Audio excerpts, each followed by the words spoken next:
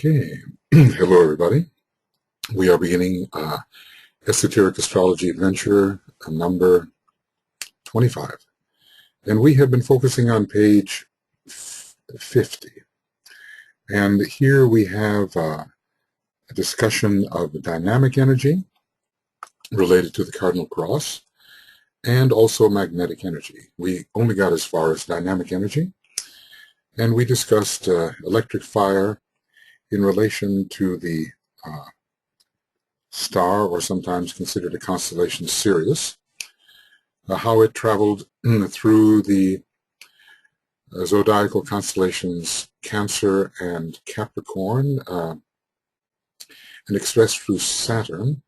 This is found particularly in the life of aspirants and probationary disciples. Later in the book, it describes this particular setup in relation to that group, but it works through the fifth almost liberated hierarchy, which has such a commanding relationship with the fifth manifested hierarchy of solar angels. It's involved in the Christ consciousness and awakening people to the Christ consciousness. Sirius is sometimes called the cosmic Christ. It competes with Orion for that title, but with respect to Orion, it would be a larger expression of that Christ principle. When we talk about the Great Bear, it is expressing through the constellations Aries and Libra. It's the planet involved is really Vulcan, but it's the sun veiling Vulcan, and we're dealing with the 11th or unknown, another unknown creative hierarchy. One here, 11 is the number up and 2 is the number down. And unity through effort. We talked about the cosmic astral plane and the task of our particular solar logos in transiting from the fourth sublevel of the cosmic astral plane to the fifth, where Venus has established itself, now working on the sixth. Then we talked about also the Pleiades, perhaps the 7 major Pleiades working through Gemini and Sagittarius, whereas the Great Bear stream works for those who are initiates, and the Sirius stream works upon probationary disciples and aspirants. The Pleiades works upon disciples per se, as we find out later in the book. And interestingly enough, 2 signs very much involved in the individualization process. Gemini and Sagittarius are involved, as well as Mercury, the planet of mind, and one of the major planets of discipleship. Accepted discipleship, particularly along with Saturn. And there, the fourth creative hierarchy, we're dealing with the liberated hierarchies. That is the hierarchy of, in which is expressed the desire for duality, and we related this fourth creative hierarchy on the 6th sublevel of the cosmic astral plane to the 6th manifested creative hierarchy on the 6th level of the cosmic physical plane. We talked about the struggle involved.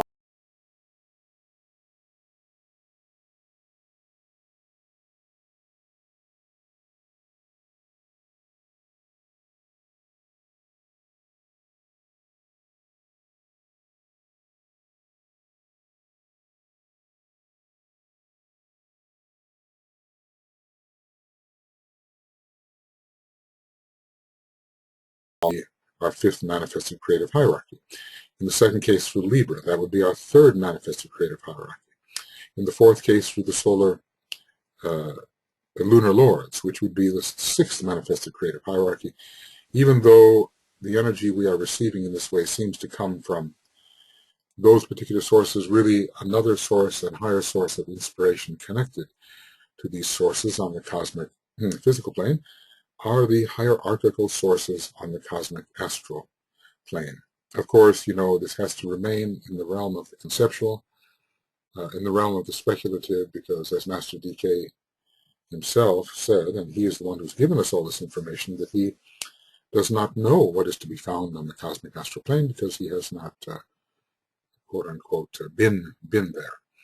Although we can imagine that the Christ, who is Neptune, in a way, has come in close relation to the cosmic astral plane. He did receive a cosmic touch, perhaps at the sixth initiation, just the way the Buddha received a cosmic touch from the cosmic mental plane. So those two great teachers know something firsthand of what that energy is that is coming from those two higher cosmic planes.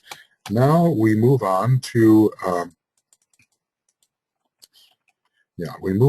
here to the discussion of magnetic energy. It says all the above energies are called into play as far as man is concerned during the major initiations upon the path of initiation. We're dealing there with what DK calls the three superior constellations. He often lists them in the order of Great Bear, Sirius, and Pleiades, although here they're listed in the order Sirius, Great Bear, and Pleiades, and that is not insignificant.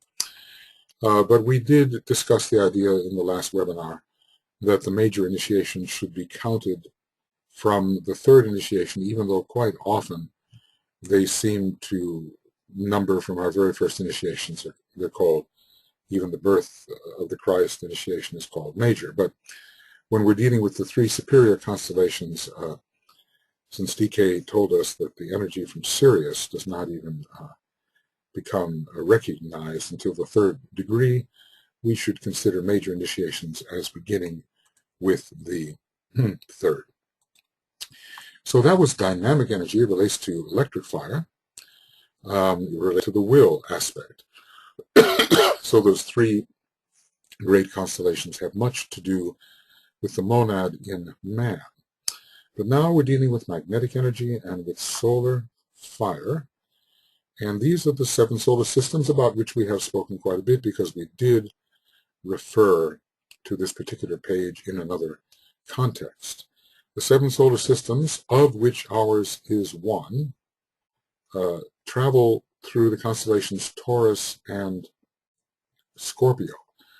And the non-sacred planet Mars is the planetary outlet for these energy, and that has a lot to do with the desire nature and also with the sacral nature. We could question the 7 solar systems, of which ours is one. They seem to be a constellation within the one about whom naught may be said, just the way these other constellations, let's call Sirius a constellation, the Great Bear and the Pleiades, they are all constellations within the one about whom naught may be said. So I don't think that we should be considering the 7 solar systems as including 7 constellations. I think they should be considered including 7 systems, seven major stars, each one of them with one major star. Otherwise, within the 7 solar systems, the Great Bear would be included, and also the Pleiades would be included, because they are constellations within the one about whom naught may be said. And Sirius, too, would be included. So I think it's far more likely that the 7 solar systems are indeed solar systems, okay? And they travel through magnetically Taurus and Mars, very involved with sacral expression, and through Mars, which may well be the sacral center of the solar logos, and they work through the 3rd creative hierarchy. It's also a liberated hierarchy, and it's called light. Okay, hopefully we are having a good expression here. Every once in a while this integrated audio sign comes on. Hopefully it is not operative. Its energy is that of light through knowledge. Taurus is definitely associated with the light. It's the mother of illumination. Mars is associated with the 5th ray. It rules the 5 senses in a way, and it rules the lower concrete scientific mind. It does have a 5th ray component, even though it demonstrates very much on the 1st and 6th rays in an outer expression. So light through knowledge, and it would make sense that this is connected with the sacral center, because when the sacral center is properly released toward the higher center, the throat center, and also the brow center, then the light does break forth. So there's a question here of controlling the sacral energy.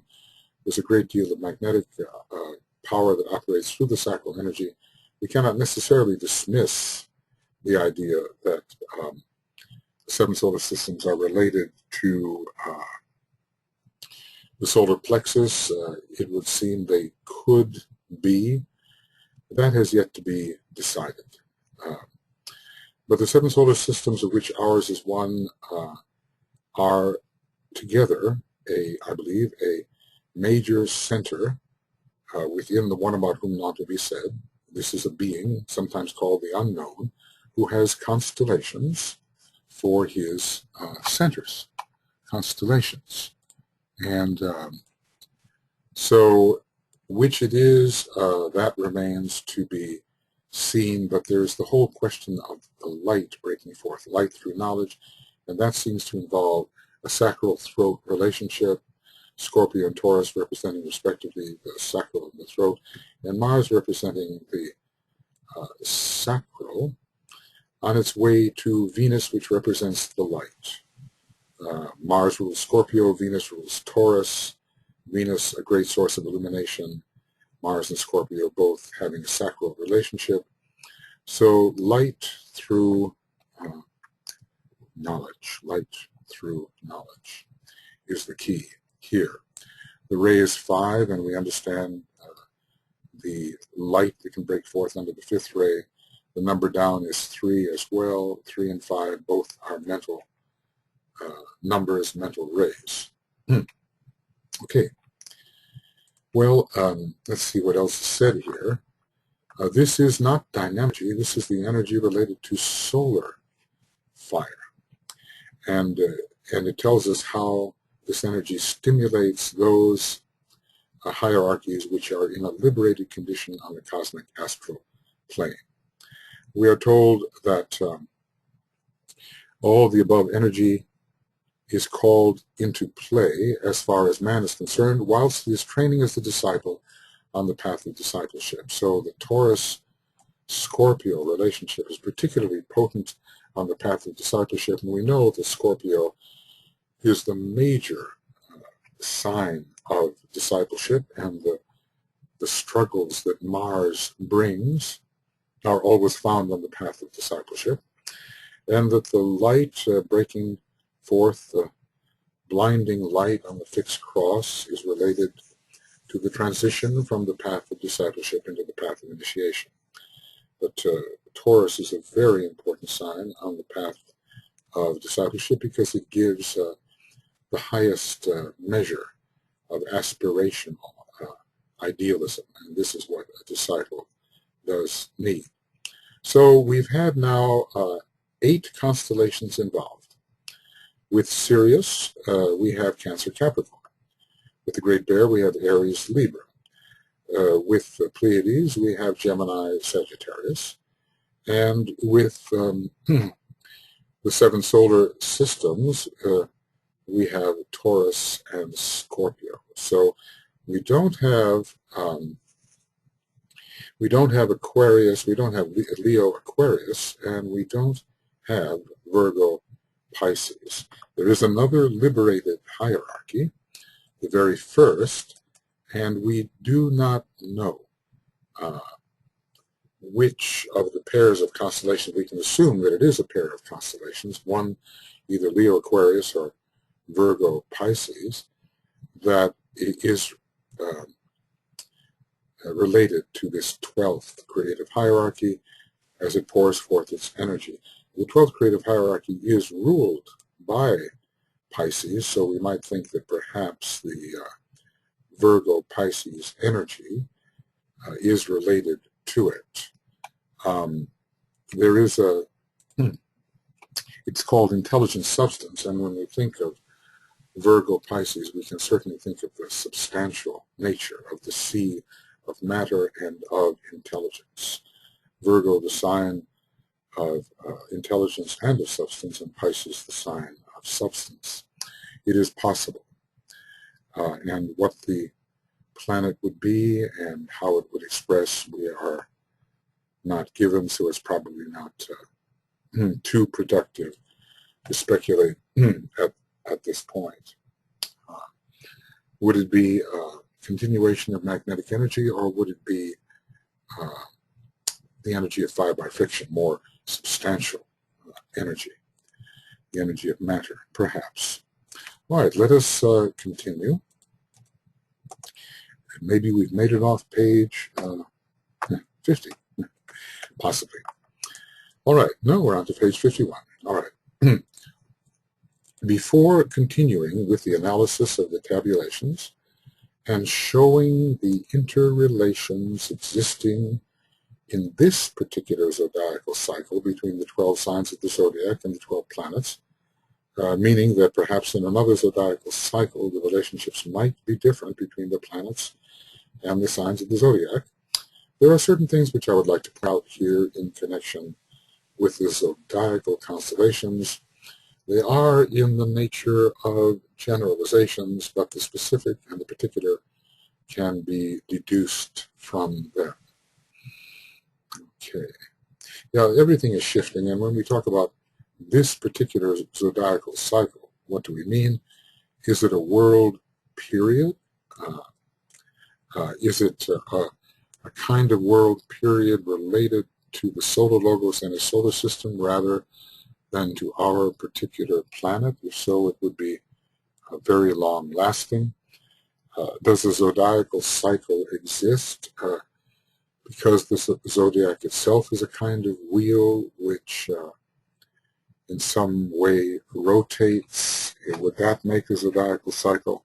And if so, how long is this rotation? It would have to be extremely long, I suspect.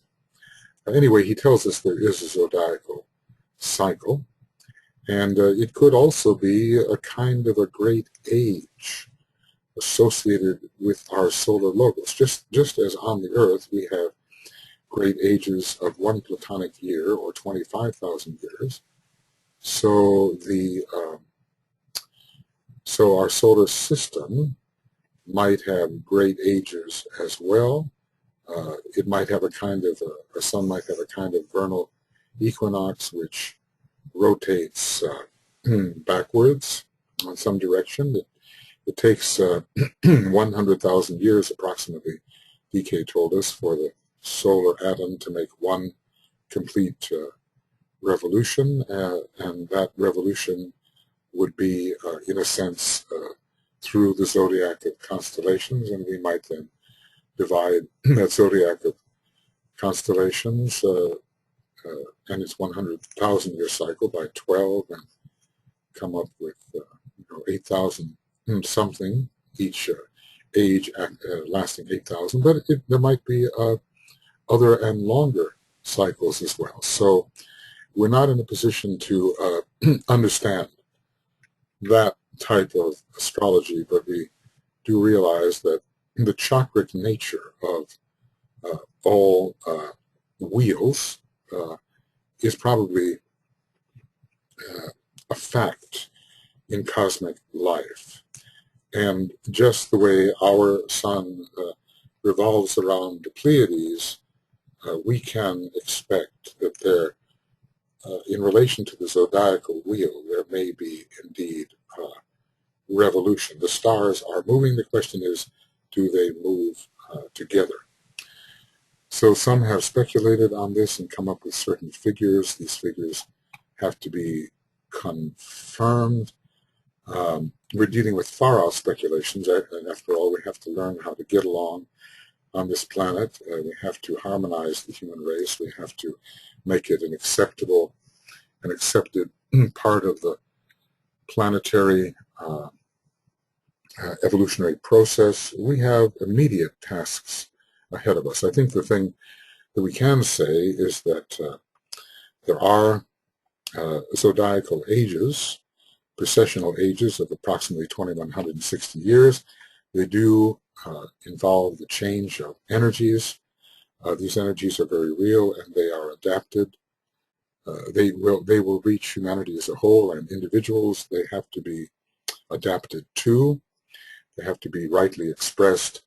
with these kinds of planetary movements we can deal. We're entering a precessional age of Aquarius, and we're entering a great Platonic year of Aquarius. So the Aquarian energy is something with which we can come to grips, whether there is a zodiacal axis that affects the entire solar system rather than just one of the planets within it. That's another question. I mean, we here are having an age of Aquarius Leo. On another planet, the age may be something different. The vernal axis may be pointing in quite a different direction.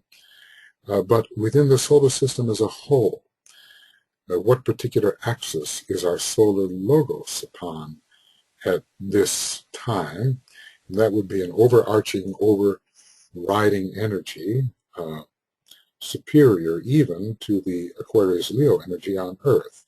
But it would affect the solar system as a whole and probably would not be easily sensed by a human being, because the human being doesn't really know the vast history of the solar system, and solar systemic changes would be detected by cosmic beings like the Planetary Logoi rather than human beings. All right, so DK is going to make some generalizations, and he wants to point out something in relation to these zodiacal constellations.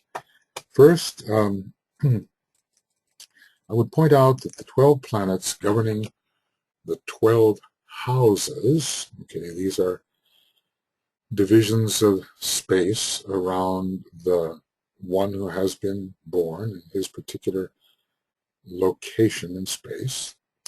I would point out that the 12 planets governing the 12 houses concern primarily the physical plane expression of the man. Primarily, but not exclusively.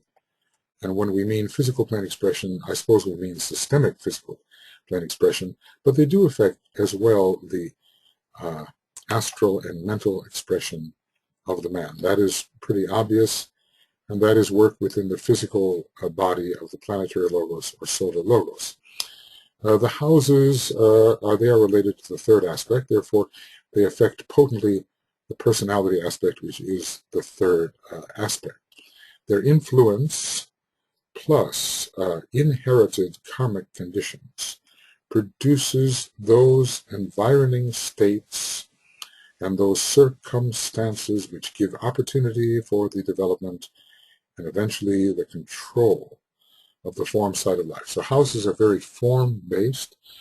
They concern the three lower worlds, and particularly DK seems to be saying they concern the very lowest world of physical circumstances. Therefore, they have much to do with karma. We are placed in those conditions according to our karma. The karma is ruled by Saturn, and Saturn is that planet of the three synthesizing planets which does rule physical conditions. So Saturn, in a way, rules the lower part of the systemic physical plane. From another perspective, it rules the entire systemic physical plane, and from another perspective, it rules the entire cosmic physical plane as the correspondence of the physical permanent atom of the cosmic physical plane. So these are the particular forms that surround us and which are determined by our karma. We inherit these. And the houses probably give some strong indication of the karmic circumstances which we will encounter, and perhaps the outcome of those circumstances. So those are the 12 planets. Now we have seen how the planets can be related to the soul nature as well, and that each one of us is really a monad from a certain sacred planet, and therefore the planets have a monadic influence as well. So DK keeps on emphasizing different spheres of influence for these astrological factors, whether they are planets, zodiacal constellations, or the super constellations, the great constellations. All right, let's see what we have here. All right. Secondly, the 12 constellations, zodiacal constellations, are concerned primarily with the stimulation of the soul within the form.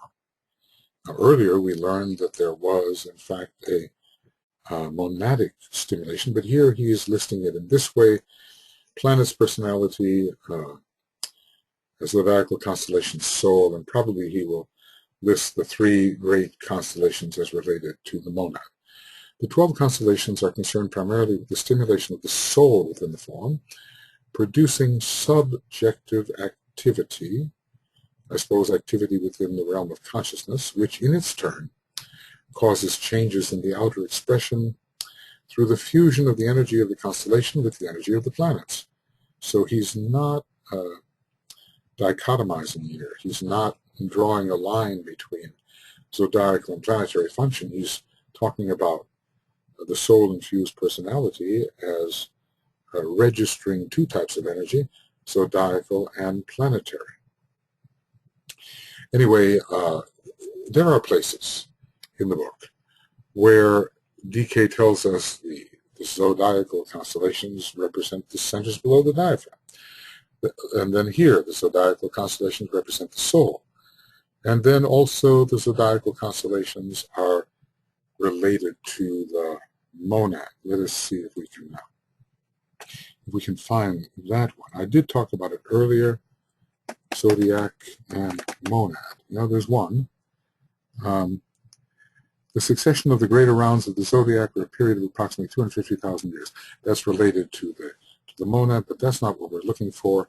So let's try zodiacal and monad. There are 5. Zodiacal energies pass through Shambhala and are related to the first ray of willpower and affect the monad. See what I mean? So zodiacal energies affect the soul. Zodiacal energies are found affecting the centers below the diaphragm. Zodiacal energies are found also affecting the monad. Let's see if there's anything else here. I believe the descent and reascent of the monad or soul cannot be discovered from zodiacal signs. Okay, that is HPB speaking. Okay. Well, anyway, I did find the particular reference I was looking for, and it is this one: zodiacal energies pass through Shambhala and are related to the first ray of willpower and affect the monad. So now we have seen that DK emphasizes different relationships in different places in the book. But in this particular case, planets in relation to the personality and zodiacal energies in relation to the soul, producing the subjective changes which work out as changes in activity and outer expression. And he's telling us that the union of zodiac and planet are very important, and in astrology we consider them to be such. But when we interpret a planet in a sign, I'm not sure how effectively we say, okay, zodiacal energy here represents the subjectivity, and it merges with the planet which represents activity in the field of circumstance, and how well we interpret it from that particular point of view. Whether we put the zodiac in relation to consciousness and the planet in relation to activity. Probably we should not dichotomize too thoroughly. There are ways in which the planet will represent consciousness as well, and the zodiac certain types of activity. And, so a lot of familiarity with this book is needed so that we don't lock onto one statement as if it were not perhaps modified, amplified, or contradicted even in another place, apparently contradicted.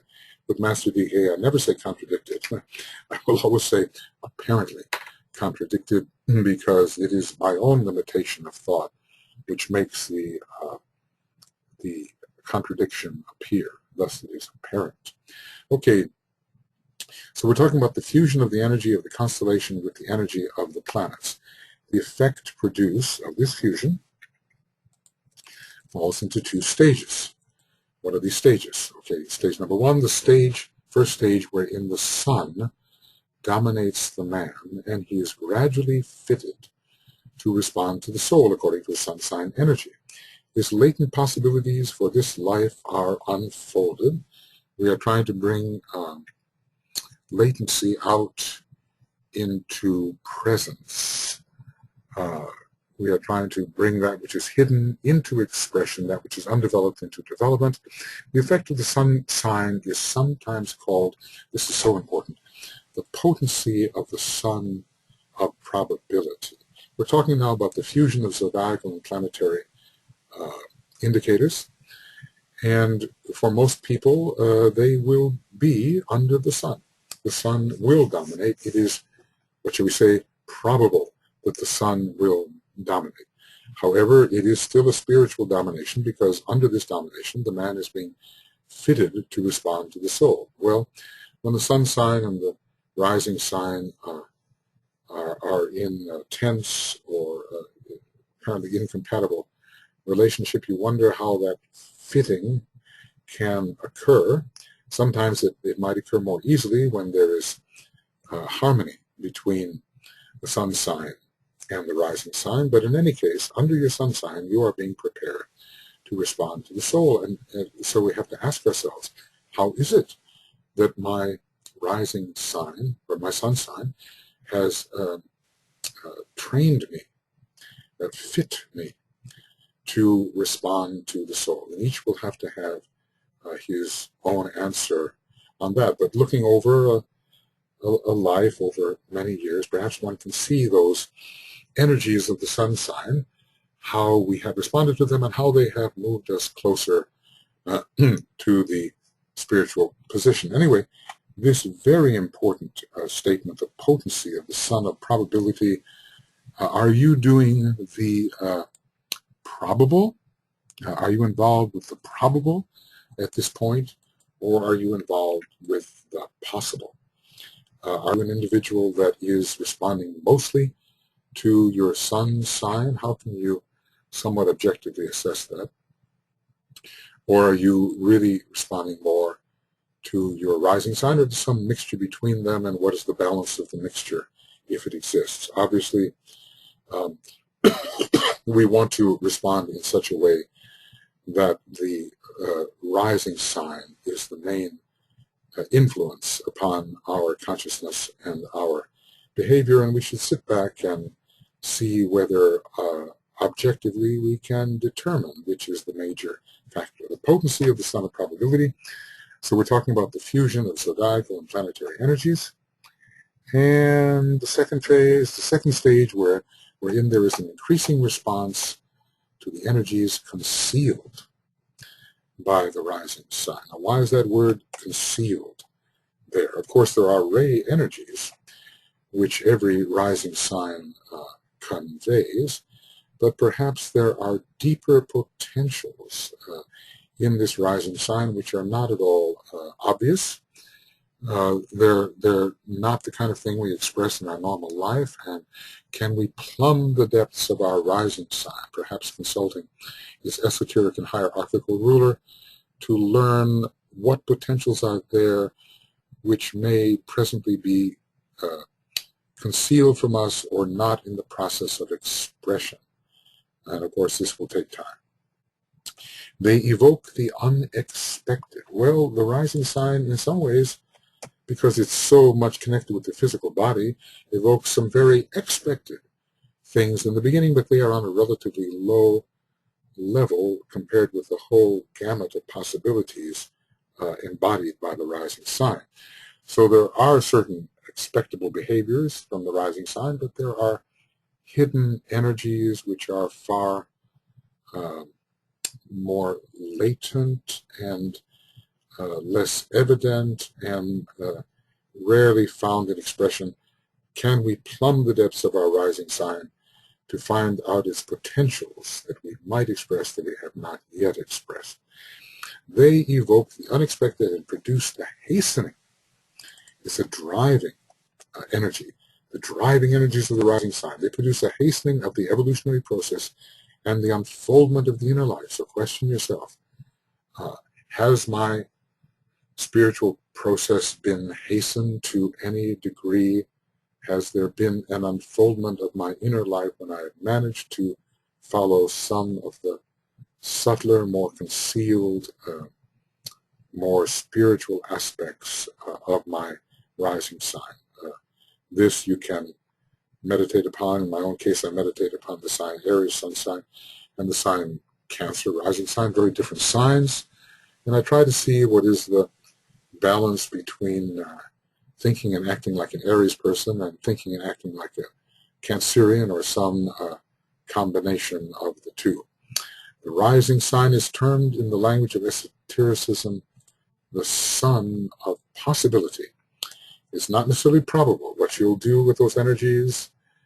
You may not respond to the highest aspects of them, but they conceal possibilities which will hasten your spiritual progress and which will unfold your inner life. And everybody needs to detect these. If in astrology we do nothing else but determine the right kind of relationship between our sun sign and rising sign, we will have done something. And that's why it's so important for everybody to know what that rising sign is, because otherwise they're missing a major, major indicator, something that the solar angel has apparently arranged in terms of the time of birth, more or less, so that an energy can be used to drive the individual closer to the center of his life, of his spiritual life. So we've seen the planets are more outwardly indicative than are the zodiacal constellations, which are more subjective, having to do with consciousness. There is a union that takes place between them. There are phases of this union, and they occur, they unite in two major phases, one in which the sun sign is dominant and one in which the rising sign begins to be the dominant. The potency of the sun of probability, the sun sign, the sun of possibility, the rising sign. So memorize those two things, the potency of the sun of probability and the sun of possibility. The rising sign is a sun in a way. The triple sun in a way being the sun sign, the rising sign, and the point opposite the sun sign, or the monadic point, the triple sun. And how do we respond to this triple sun? Can we respond to all aspects of it? Probably not completely yet. We're on page 52. Through the effect of the energy flowing from the zodiacal signs, from the constellations to the signs, the man is prepared for the crisis of orientation, or we might almost call it a crisis of reorientation, because he does reorient himself, or let's just say he learns to face the East, which is his true spiritual nature. The crisis of orientation, wherein he slowly and gradually reverses his mode of progress upon the wheel of life and begins consciously to travel back to his source. The energies, the zodiacal energies, are no longer used in an extroverted, outgoing way exclusively. They are turned in upon the true subject, the soul, and help the man reface his soul and journey towards his soul. The symbolism of reversal is used to indicate different modes of responding to the zodiacal signs. When you respond in a desirous way, according to the desires of the personality, the consciousness is outwardly oriented, the consciousness is extroverted, the external environment is taken as reality, and the true subjective nature is not understood as the reality. But when there comes a different type of response, perhaps according to the esoteric ruler of the sign, then there is a reorientation of consciousness and withdrawal of it from the outer circumstances. They are deemed to be less real and less desirable than hitherto thought, and consciousness is reoriented towards the subjective center. That is the reversal of the wheel. It is a change in sensitivity. It is a reorientation of consciousness. It may not be, strictly speaking, traveling on the wheel in a different direction. That may simply be a symbol. So this is symbolically, I believe, spoken. He then goes from Aries to Pisces via Taurus. This is the natural order of the signs, Aries, Taurus, Gemini, etc. He goes from Aries to Pisces via Taurus, Scorpio, and Capricorn. So the light of knowledge comes to him, increasing illumination. He fights, that's in Taurus, he fights the struggles of discipleship in Scorpio and becomes the triumphant disciple, and is therefore prepared for initiation in Capricorn. So those signs are singled out for illumination, struggle and triumph, and then initiation, instead of moving from Aries to Taurus via Sagittarius, Leo, and Cancer. These are interesting signs to be considered on the non-reversed wheel.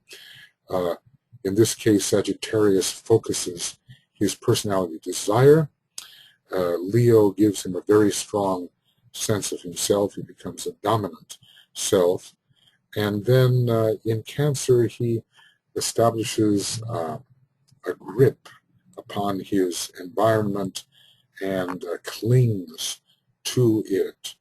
The ego clings to that which is found desirable in the ego's environment. And I'm speaking here of the lower ego. Perhaps we could interpret this, the meaning of the sign Cancer on the non-reversed wheel in a still better way. Sometimes Cancer presides over the dissolution of the ego and the coming to naught of that which the ego in Leo so much desired. Because Cancer is the sea, Cancer is ruled by Neptune, the water, the ocean, and many things can be dissolved. The ego can seem pretty definite and brittle and distinct, and it can be dissolved in the sea of Cancer. But on the other hand, as the Buddhists tell us, our major problem is clinging to non-reality. And when you are thinking of yourself as an ego, I am this or I am that, you do cling. And so Cancer has something to do with attachment to the environment. The triplicity of constellations mentioned in these two great routes around the zodiac have a definite and momentous effect and are called paramount signs of influence. So, okay, let's keep this in mind. The paramount signs of influence on the reverse wheel are Taurus, Scorpio, and Capricorn, and on the non-reverse wheel, Sagittarius, Leo, and Cancer. Let's just say when desire is rampant, and let food be sought, and when the one-pointed desire nature seeks to acquire from the circumstance that which is seen as desirable, that which is envisioned, and when that happens under Sagittarius, a man is deeply immersed. When he is a lower ego, he's deeply immersed and far from liberation. He sees his ego as reality, which is a mistake. And when he's under the influence of the sign Cancer, he is attached, he is clinging, he is very much under the influence of the four lunar lords. So these are paramount signs of influence. There's always something that's paramount, and I think we can somehow find in the book always that signs will be emphasized as paramount here or there. During this process, either of responding to the signs as a growing consciousness or responding to the signs as an outgoing personality, during the process, the mental principle, the discriminating mind, is developed through the cross of many changes, the mutable cross. Finally, a man learns not to be the victim and learns that he has a thinking principle and learns that he can order and correlate his environment for more effective living. During this process, the mental principle, the discriminating mind, is developed, and in this specific connotation, not in a general connection. When we're developing the mental principle, he's giving us great generalities here. The emphasis is laid upon the influence of Aries, Libra, Aries, Gemini, and Libra. Well, Aries is esoterically ruled by Mercury. Gemini is exoterically ruled by Mercury. Libra comes under the third ray. We're dealing here with various types of rulers, Mercury and Saturn. Primarily, Libra is very connected to Saturn, and also with Venus and Uranus, all of them mental planets. Everything here, every planet connected with Aries, Gemini, and Libra has a strong mental component. Aries, Mars, which rules the five senses, the sensorium, and also the concrete science. Gemini is ruled by Mercury, a mental planet. Venus, the planet with the fifth ray, strongly mental. Earth, the field on which all of this must occur, a third ray planet temporarily until its second ray soul takes over. Libra ruled by fifth ray Venus again, and then by Uranus, which rules the scientific mind and eventually occult mind, and finally Saturn, a third ray planet. So when we're dealing about developing the mental principle, Aries, Gemini, and Libra are considered very important. Under that influence, the man learns to overcome desire. That's what the mental principle does, through experiment. That's Uranus, isn't it? With an experience of every kind of desire and selfish impulse. Mars will certainly give desire and selfish impulse. Mars, desire and selfish impulse. And Mercury, Venus, Uranus, and Saturn will provide the learning. Okay, Mercury. Thus, gradually and with infinite pain. Well, okay, what is infinite? You know, I'm quite particular about the use of the word infinite, even though maybe I don't even know how it should be used, but let's just say with a great deal of pain. Thus, gradually and with infinite pain, the human soul, that part of the monadic awareness immersed in the four elements and the four lunar vehicles, the human soul learns to function first as a member of the human family, and this is done when the love petals are opening up. These are the socially conscious petals. First, as a member of the human family, and second, as a spiritual entity, the divine soul, which is consciousness on the higher mental plane and on the plane of the spiritual triad. Okay. See how we're doing here? Right. You will see from the above that certain positions taken by the esoteric astrologer reverse the position of orthodox astrology of today. Well, the rising sign, of course, is one of the major reversals, isn't it? I remember when I studied ordinary astrology, the rising sign was considered to be the mask, and the sun sign was considered to be the real individual. And this precisely gives the wrong emphasis. Later astrologers like Dane Rudyard came in and emphasized the specificity of the rising sign, how much it had to do with one's true identity. And this was this was in the proper direction. The reason for this this reversal of the position of orthodox astrology is that in the descent of ideas from the plane of ideas, they become reversed upon the astral plane. We sometimes call this the astral reversal. And what it means is that which is desirable appears undesirable, and that which is undesirable appears desirable. Let's see here. They become something. I've just erased that. What do they become? Ah, yes. They become reversed upon the astral plane and subject to the great illusion. Astrology must eventually free itself from this reversal. And how to do that? Pay attention to the astrology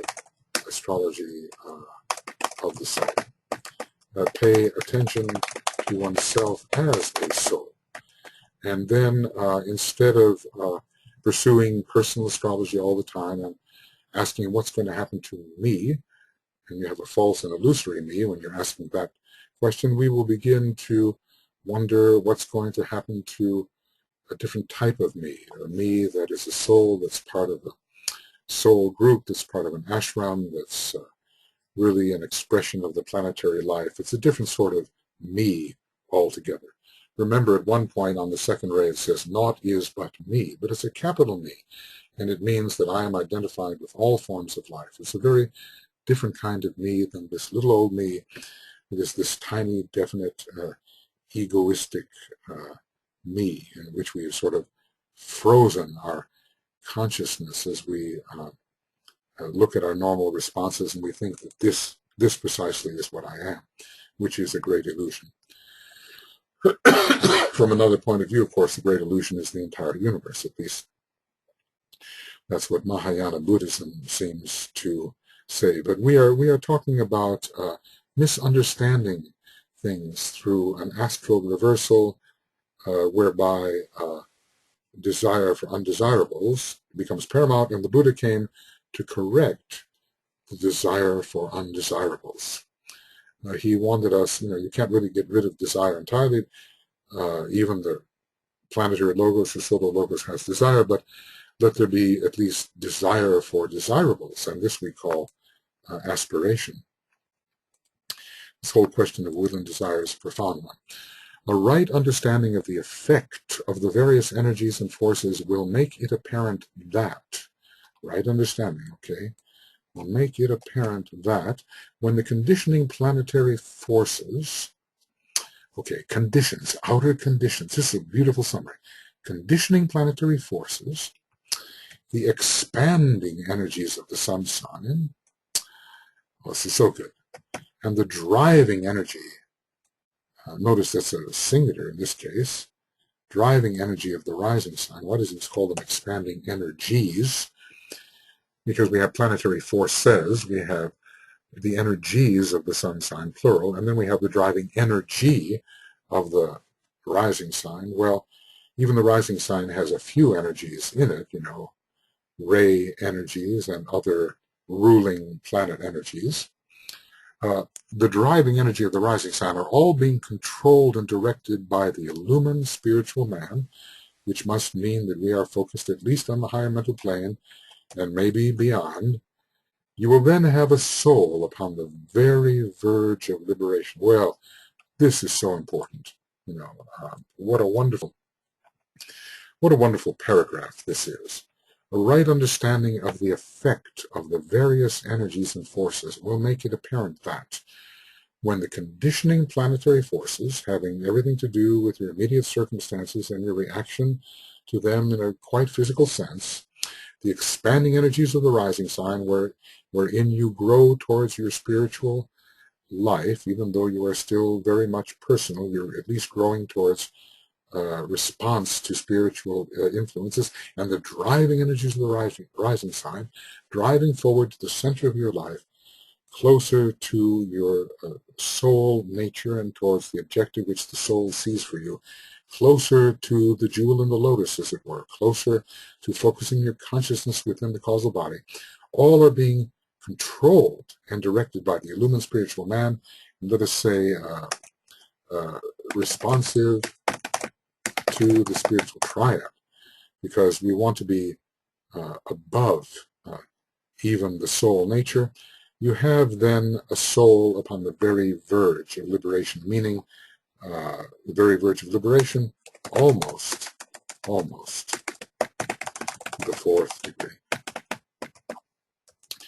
Eventually, the energies of the 12 constellations, and at the final stage of experience and development of the 3 great constellations, which we just looked at on page 50, namely Sirius, the Great Bear, and the Pleiades, which condition the solar logos. So these great constellations, certainly Sirius does, we know the Great Bear does too, and the Pleiades, absolutely, we revolve around the Pleiades. So these 3 great constellations do condition the solar logos.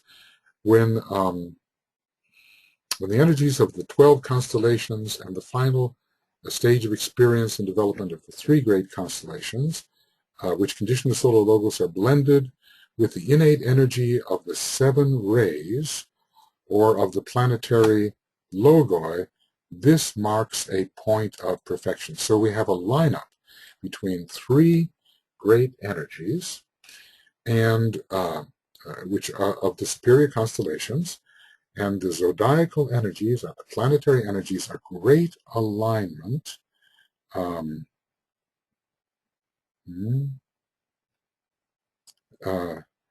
Okay, the 7 rays in planetary. This marks the point of perfection. Okay, perfection related to the number 4 and to the 4th initiation. And in the life of the 4th degree initiate, we need necessarily a connection between the superior constellations, zodiacal constellations, and the planetary energies. Okay, let's see where we are here. Well, we're getting quite close, We will just pause for just a second. Okay, so we are looking at perfection in terms of the alignment of the dynamic energies, the magnetic energies, and I suppose we would say the energies which represent fire by friction, which are the planetary energies. This marks a point of perfection. These extraneous energies, extraneous to our solar system, I refer here to those of the major constellations, are relayed to the Earth via the 7 sacred planets and the 5 non-sacred planets. So connected with the constellations, connected with the planets, with the constellations, or let's call them the superior constellations, are the 12 planets, and they are conduits for the major constellations and also conduits for the zodiacal constellations. And when there is the complete fusion, that always marks the point of achievement. When there is the complete fusion of the related energies and therefore full expression, a world period comes to an end. Well, this is far beyond the consummation that we call liberation in the life of man. This is the end. A world period is an ambiguous term. The complete fusion of all sacred and non-sacred planets with the 12 zodiacal energies and with the 3 superior constellations. This is a solar systemic climax, and maybe even is a climax in the 7 solar systems, of which ours is one. What is a world period in this particular context? It says, on top of it, a great world period comes to an end. So is he talking about a mahamanvantara? Is this a mahamanvantara? In other words, at the end of a mahamanvantara, are all of these things achieved? Or is it a still greater period?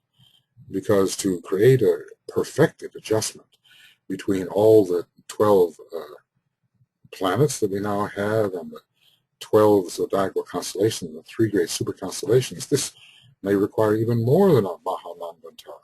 So as I say, the term world period is ambiguous, and he's able to give us the sense of a cycle without telling us which one it is.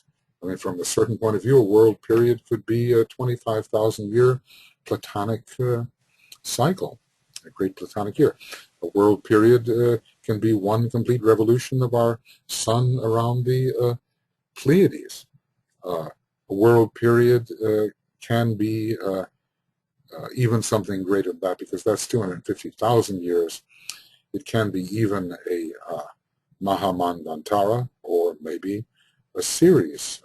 How many mahamanvantaras do we have when we combine all of the great mahakalpas through which a solar logos has evolved? We have 6 or maybe 7 mahamanvantaras. Is that a world period?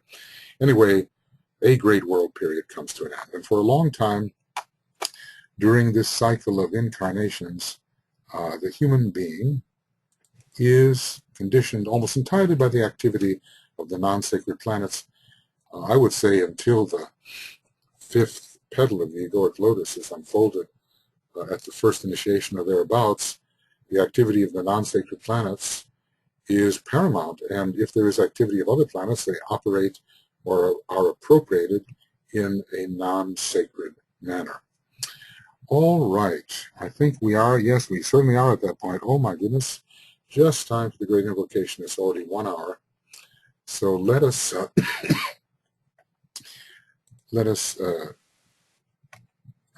sound together the great invocation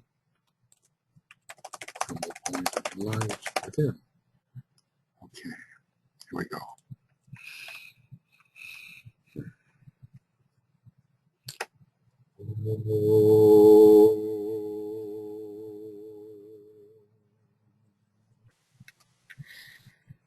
From the point of light within the mind of God, let light stream forth into the minds of men. Let light descend on earth.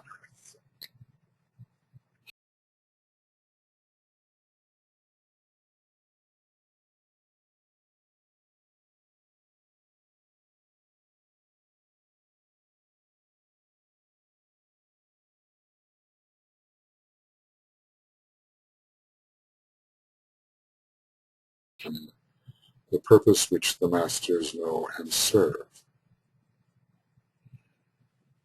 From the center which we call the race of men, let the plan of love and light work out, and may it seal the door where evil dwells.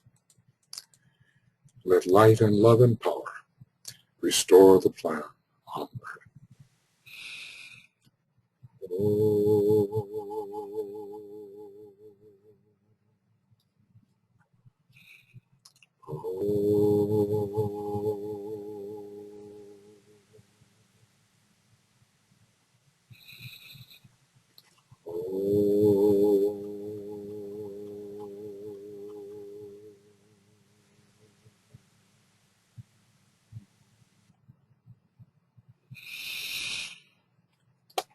Okay, friends, we are there. We have completed EAA number 25, and we are on some page or other here. Oh, what are we on? Page 53, something like that? Let us, well, I'll call it for the moment page 53. Yes, it is page 53. We are on page 53, EAA, ending page 53. And we will begin with EAA, Esoteric Astrology Adventure, number 26, just at the point where we are going to be defining the nature of the non-sacred planets. As you can see, once we left the cosmic fire material, well, it can flow with greater ease. That was very difficult cosmic fire material, dealing with matters which are far beyond our ken, but we can speculate and think into them together. Okay, so farewell and see you soon.